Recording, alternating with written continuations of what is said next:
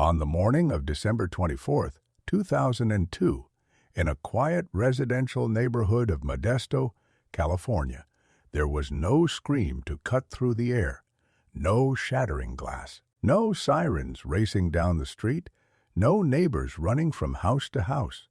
A pregnant woman disappeared from her own home, and for hours, no one realized that anything was wrong. Her name was Laci Peterson.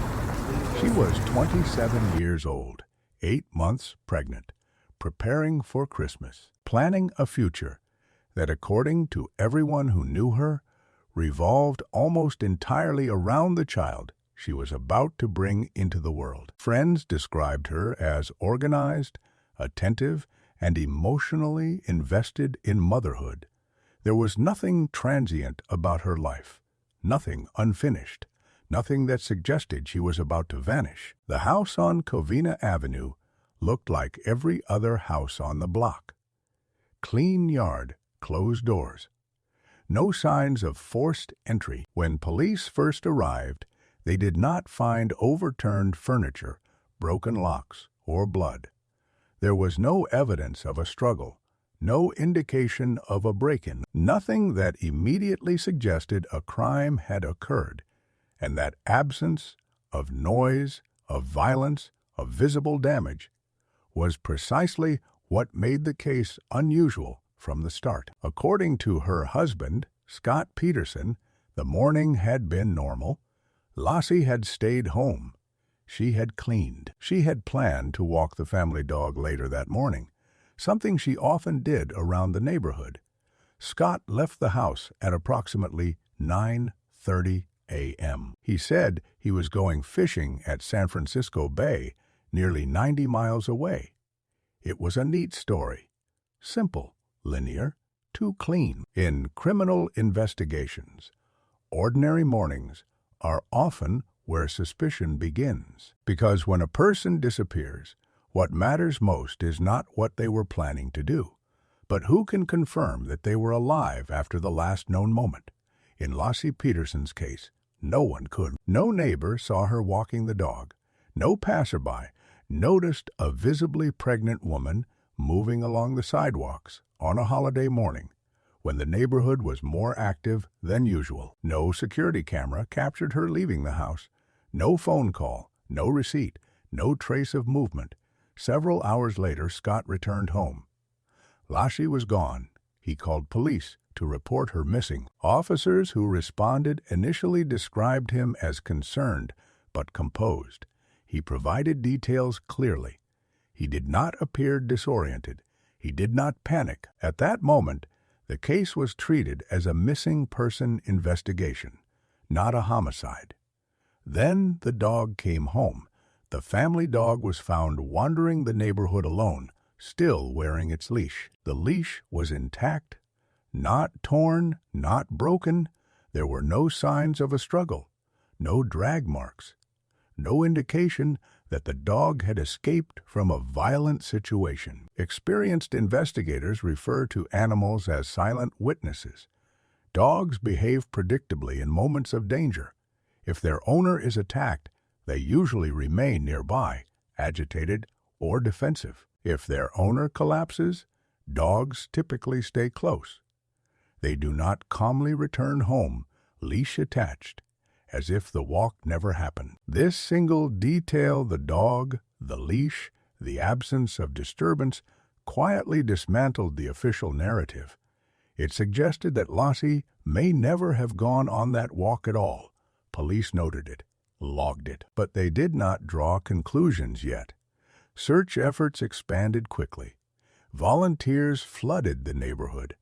Parks, drainage canals, empty lots, and nearby fields were combed. Flyers went up. Laci's photograph appeared on local news broadcasts. Nothing turned up. No purse, no clothing, no footprints, no witnesses. And as the days passed, another absence became noticeable. Scott Peterson became a constant presence in front of cameras, but not in search zones. He gave interviews. He spoke calmly. He appealed to the public, but investigators noticed that he did not remain close to search operations.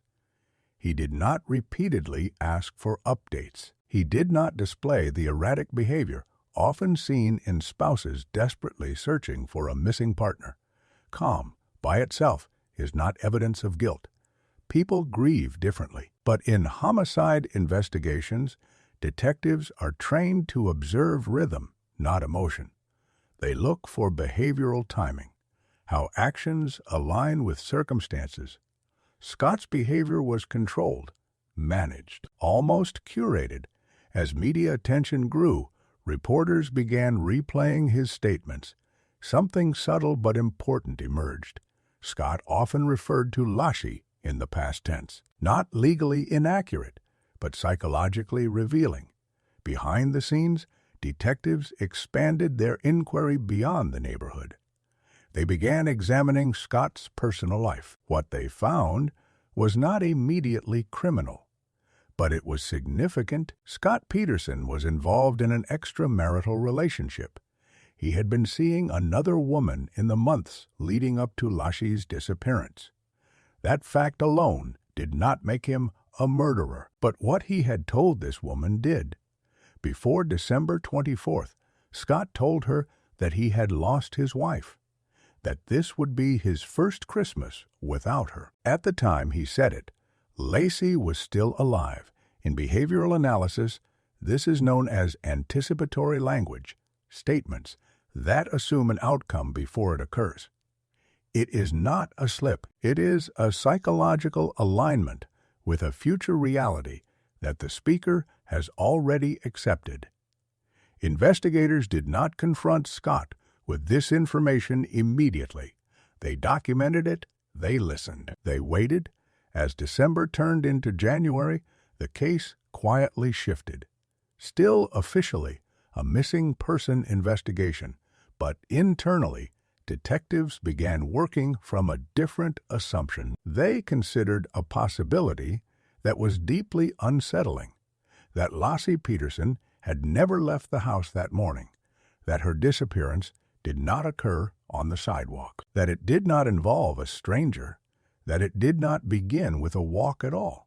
By the end of the year, no remains had been found. No charges had been filed, but inside police files, a line had been written that would define everything that followed. High probability that the victim did not leave the residence on the morning of December 24th. It was not a conclusion. It was a direction, and from that moment forward, every movement of Scott Peterson would be viewed through a different lens, not as a husband searching for his wife, but as a man whose story required proof. The morning with no witnesses had ended. The investigation had just begun. If Part 1 asked how Laci Peterson disappeared, Part 2 asks a question that investigators consider far more dangerous. What kind of life was Scott Peterson living while the rest of the country searched for his wife? Because in crimes that unfold inside a family, the truth is rarely hidden at the scene. It is hidden in what the offender is trying to preserve. Scott Peterson did not collapse under pressure. He did not retreat from public view. He did not suspend his life. He continued living, and that continuity became the most revealing evidence of all. While volunteers combed fields around Modesto, while Laci Peterson's face filled television screens, Scott Peterson was speaking to someone who did not know Laci existed in the present tense. Her name was Amber Frey. Amber Frey was not an abstract figure or a shadowy accomplice. She was a working single mother, a massage therapist, living an ordinary life. When she met Scott Peterson, he did not present himself as a married man awaiting the birth of his first child. He told her something else entirely. He said he had lost his wife, not separated, not divorcing, not estranged, lost in criminal psychology. Verb choice matters. Lost implies finality. It implies mourning. It implies acceptance. Scott Peterson spoke about his wife as if the outcome had already occurred.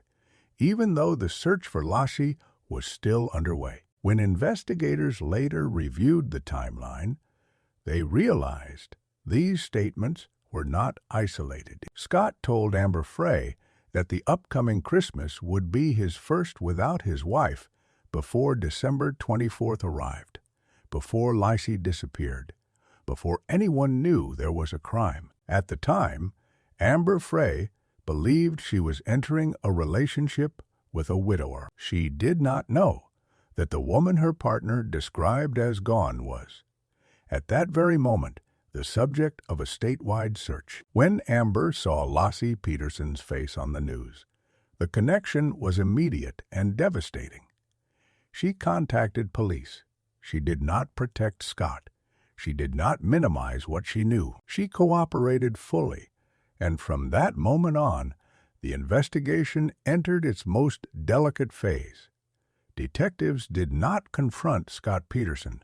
They did not arrest him. They did not alert the media. Instead, they listened. Amber Frey agreed to allow her phone calls with Scott to be recorded. Over the following weeks, dozens of conversations were captured, not staged, not interrogations. Ordinary phone calls, precisely the kind that reveal who a person believes they are when they are not being watched. What investigators heard did not match the image Scott Peterson projected publicly. On television, he spoke of hope, of faith, of belief that his wife would return. On the phone, he spoke as a man already grieving, without specificity, without detail, without the chaotic language of genuine loss. He described pain, but in general terms. He described loneliness, but never memories. He never spoke of Laci as someone who might still be found alive. His language was polished, rehearsed, and strangely complete. Experienced detectives recognize this pattern. Real grief is inconsistent. It loops. It contradicts itself. It interrupts speech. Manufactured grief flows. Scott Peterson's grief flowed in one recorded call.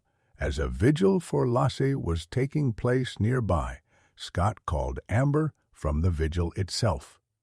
He described the candles, the crowd, the atmosphere. He spoke as if he were observing grief, not participating in it. To investigators, this was not emotional detachment.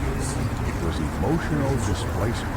Scott was playing the role of a mourning husband while privately rehearsing a future without one. As these recordings accumulated, detectives began mapping Scott Peterson's behavior across parallel timelines. Public timeline Fine Twine Press conferences, statements of concern 2020, appeals to the public-private timeline, Fine romantic conversations, fun discussions of future plans, finded continued intimacy. The two narratives did not intersect. Meanwhile, Scott's behavior during the active search raised additional questions. He did not remain close to command centers. He did not repeatedly ask investigators what they were finding. He appeared detached from the logistics of the search for his wife. Instead, he focused on managing perception. Media analysts later noted how Scott positioned himself physically during interviews. Center frame, steady voice, minimal emotional fluctuation. At the time, some viewers interpreted this as strength. Investigators interpreted it differently. They saw control. As pressure increased, Scott began to make small but significant mistakes. Details shifted. Timelines softened. Minor inconsistencies appeared. Not dramatic lies, but subtle adjustments that suggested his story was being maintained rather than remembered. Detectives also began revisiting the fishing trip Scott described on the morning of December 24th, not yet as a crime scene, but as a behavioral choice. Why drive nearly 90 miles on Christmas Eve? Why fish alone? Why leave a pregnant wife home during a holiday morning? Each question alone was not incriminating. Together, they formed a pattern of withdrawal. In the meantime, public perception began to change. The media narrative shifted from missing pregnant woman to husband under scrutiny. Camera crews followed Scott's movements. Every expression was analyzed, every pause replayed.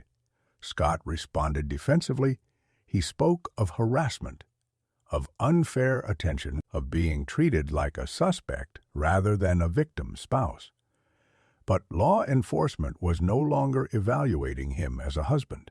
They were evaluating him as a system of behavior, and that system had begun to reveal its structure. Scott Peterson was maintaining two realities, one in which he was a grieving husband and one in which he was a man preparing for a life that no longer included responsibility, marriage, or fatherhood. These realities could not coexist indefinitely. By the end of Part 2 of the investigation, detectives still had no body, no physical proof of homicide, no cause of death, but they had something equally important: a psychological profile that aligned with motive, opportunity, and post-offense behavior. Scott Peterson had not panicked. He had not broken down. He had not begged for answers. He had moved forward. And in homicide investigations, the person who moves on before the ending arrives is often the one who already knows how the story ends. As the recordings continued and scrutiny intensified, one location began appearing again and again in reports, maps, and conversations. San Francisco Bay. Scott Peterson described it as a fishing spot.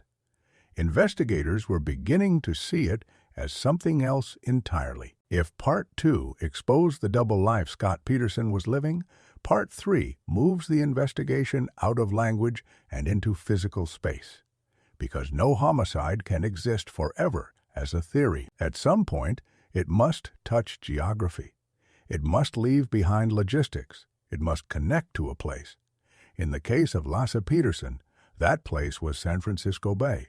It did not happen all at once. There was no single discovery that shifted the case overnight. Instead, the Bay entered the investigation slowly, almost reluctantly, pulled in by the gravity of Scott Peterson's own words. From the beginning, Scott maintained that on the morning of December 24, 2002, he drove from Modesto to Berkeley Marina to go fishing alone, nearly 90 miles, on Christmas Eve, without telling anyone, without company, without a clear reason. At first, detectives treated the fishing trip as background detail. People do odd things under stress. A trip, by itself, is not evidence, but as investigators reconstructed Scott's movements, the trip refused to remain peripheral. The first issue was omission. Scott Peterson did not initially volunteer that he owned a boat. When asked directly, he admitted that he had recently purchased a small fishing boat. He had paid in cash. He had not told his family. He had not told friends. He had not told his wife.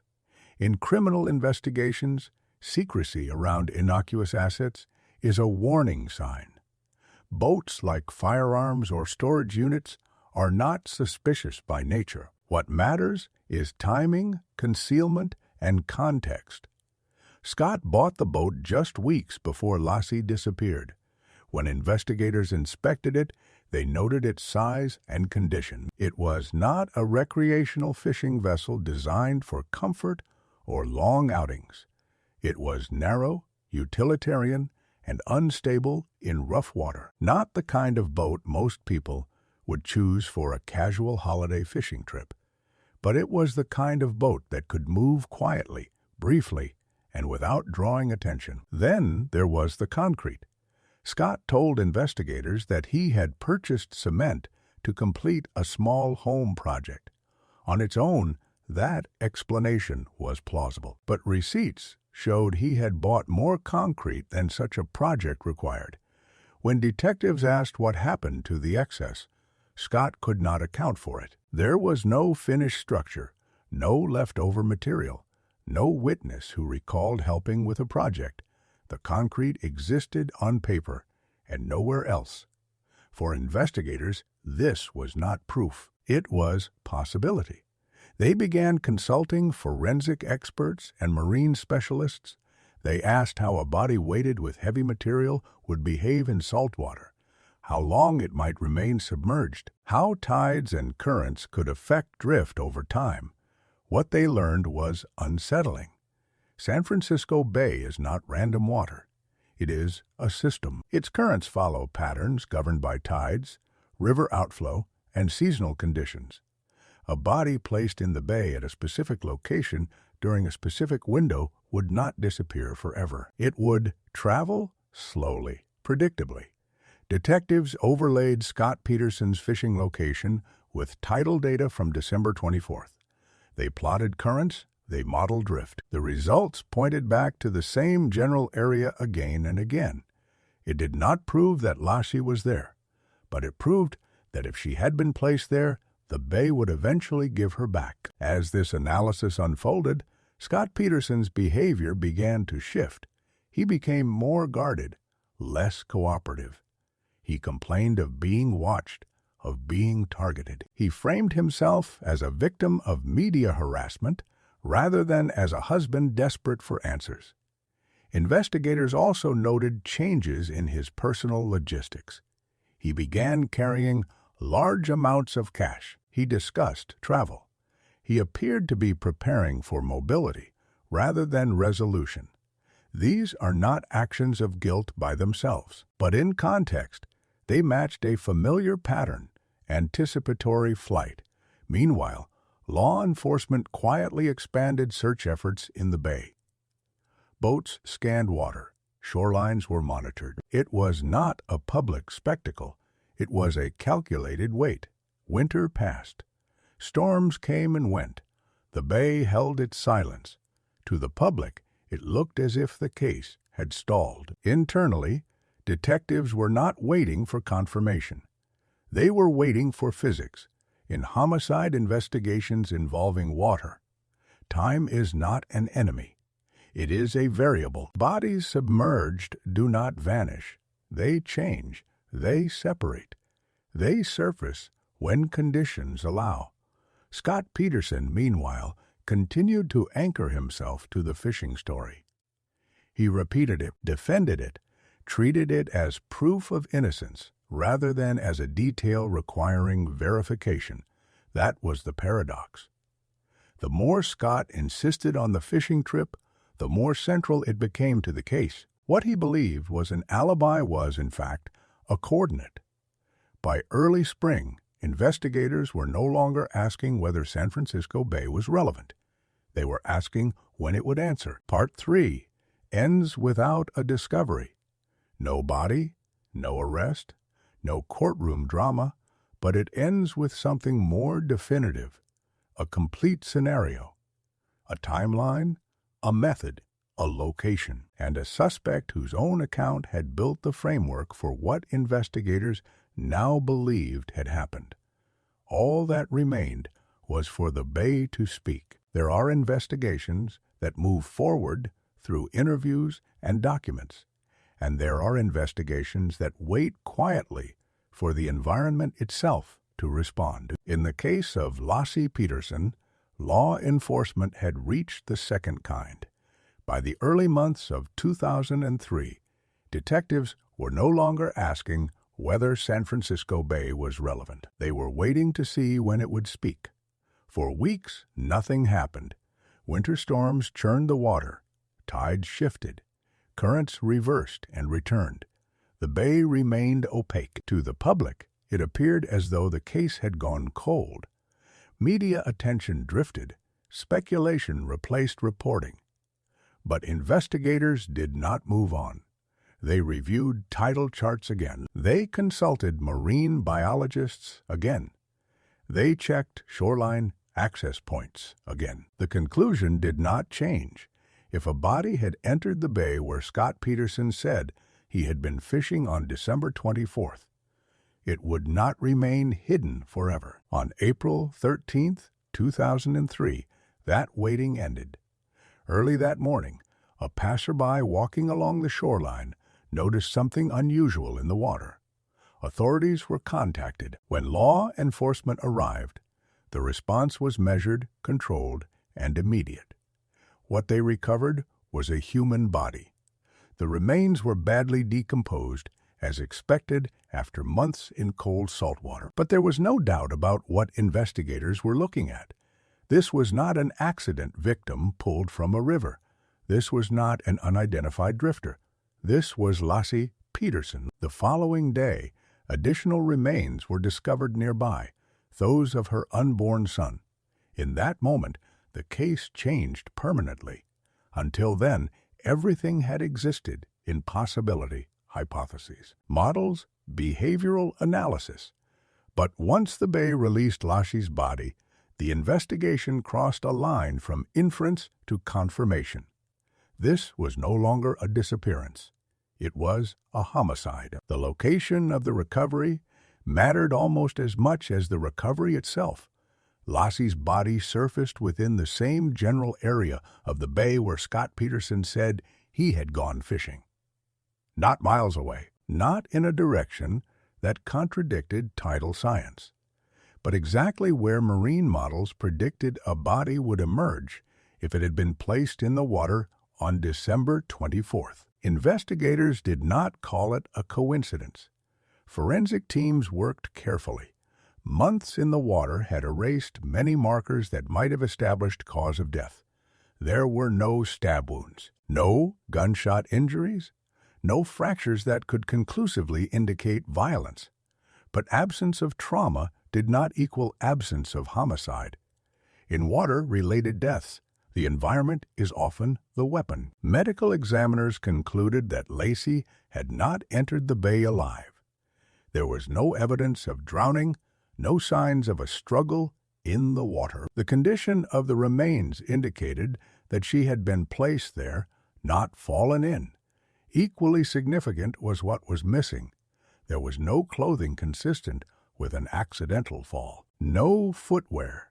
That might suggest she had been walking near water. No personal items. That would support an abduction scenario. And there was one detail investigators could not ignore.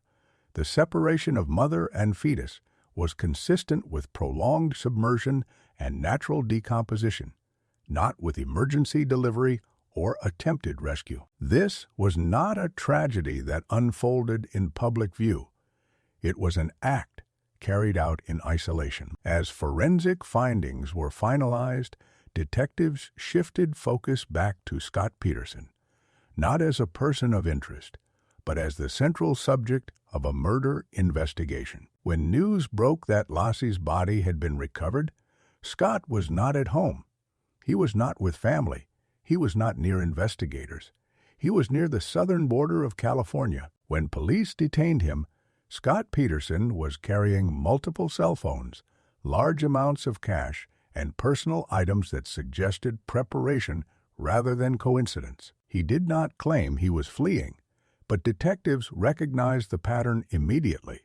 This was not a man waiting for answers. This was a man positioning himself for escape. Scott Peterson was arrested and charged shortly thereafter. From that point on, the narrative no longer belonged to him. In the days following the arrest, investigators assembled the case not as a single accusation, but as a sequence. They laid out every step in order, knowing that without a confession or direct witness, clarity would come only through coherence. They began with the morning of December 24th, the absence of witnesses, the dog returning alone, the lack of evidence that Laci ever left the house alive. They moved to Scott's behavior in the days that followed. His calm demeanor, his inconsistent language, his use of the past tense, his distance from search efforts. They introduced the affair, the statements made to Amber Fry before Laci disappeared, the recorded phone calls in which Scott spoke like a widower while claiming publicly that he believed his wife was alive. They placed the boat into the timeline, purchased secretly paid for in cash, used on the exact day Laci vanished. taken to the exact body of water that later returned her remains. They placed the concrete into the narrative, bought in excess, unaccounted for, never used in any confirmed project, and finally, they placed the bay itself at the center of the case, not as a setting, but as corroboration. Science supported the timeline. Physics supported the location. Behavior supported the motive. Individually, each piece could be questioned. Together, they formed a structure that left little room for an alternative explanation. The defense attempted to introduce doubt. They suggested abduction. They referenced burglaries in the neighborhood.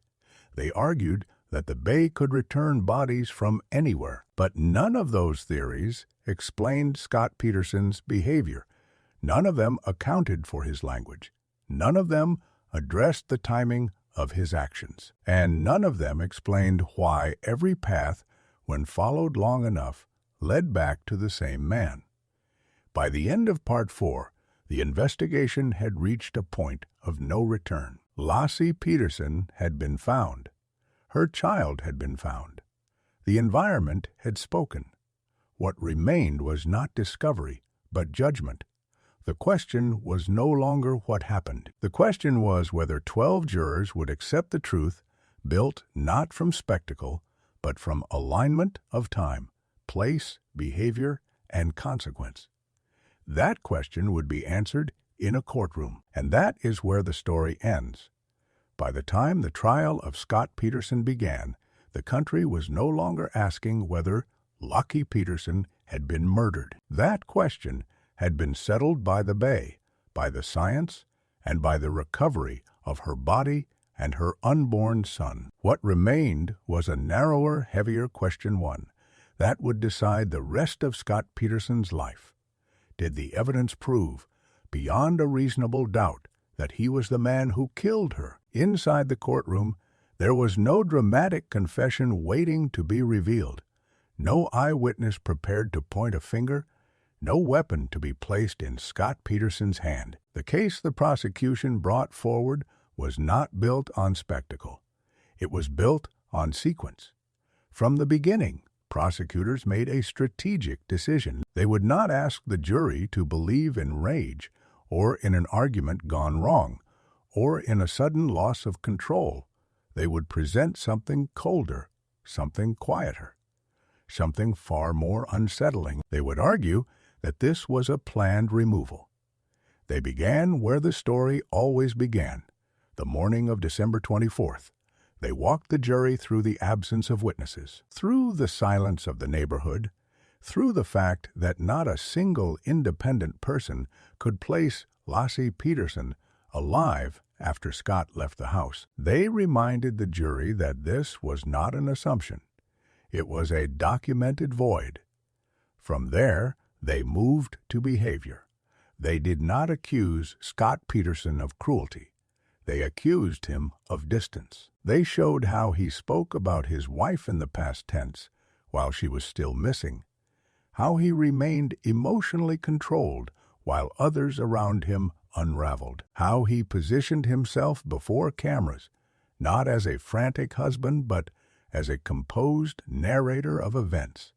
They introduced the affair, not as a moral failing, but as context. They let the jury hear Scott's own recorded voice speaking to Amber Frey, speaking like a man who had already accepted that his wife was gone, speaking about future plans, speaking about loneliness in a way that did not include hope. They emphasized the timing.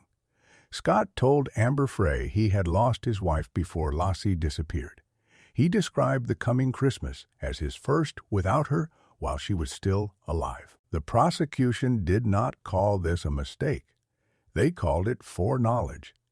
Then came the physical evidence, the boat, a boat purchased in secret, paid for in cash, known to no one in Scott Peterson's family, used on the very morning his wife vanished. Taken to the exact body of water that later returned her remains. The prosecution did not need to prove how the boat was used. They only needed to show that its existence made the crime possible. Then the concrete, excess concrete purchased, unused concrete unaccounted for. No project, no witness, no explanation that survived scrutiny. The prosecution framed it as preparation, not coincidence. Finally, they returned to the bay. They did not dramatize it. They let experts speak, marine biologists, forensic specialists, tide analysts. They explained currents, drift patterns, seasonal conditions. They showed that the location where Laci's body surfaced was consistent with a body placed in the water where Scott said he had been fishing on December 24th. Not exact, but aligned. In criminal trials, alignment matters more than perfection. The defense took a different approach. They reminded the jury again and again that this was a circumstantial case, that there were no eyewitnesses, no confession, no definitive cause of death. They raised the possibility of abduction. They referenced burglaries in the neighborhood. They suggested that the bay could return bodies from countless locations. They did not need to prove Scott Peterson innocent. They argued they only needed to show doubt, but doubt, like certainty, must be supported. And the problem the defense faced was that every alternative explanation failed to account for the whole picture. An abduction did not explain Scott's statements to Amber Frey. Random violence did not explain the boat. Coincidence did not explain the location of the remains. Mistake did not explain the preparation. Each theory addressed a fragment. The prosecution's theory addressed everything. When the jury deliberated, they did not do so under the weight of emotion alone.